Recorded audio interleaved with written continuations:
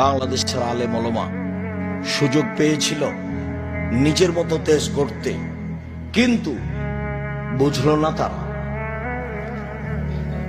নিজ নিজ স্বার্থে নেমে গেল।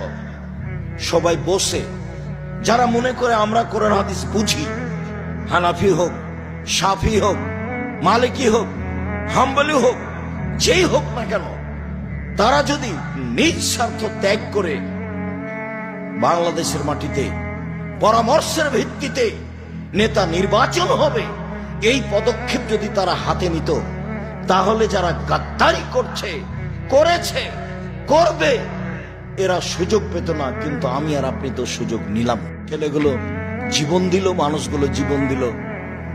পানি লাগবে, পানি লাগবে, পানি লাগবে। সুযোগকে মাটির সাথে মিশিয়ে দিল। সবাই নিজ নিজ স্বার্থ নিয়ে চলল ধর্মের নামে।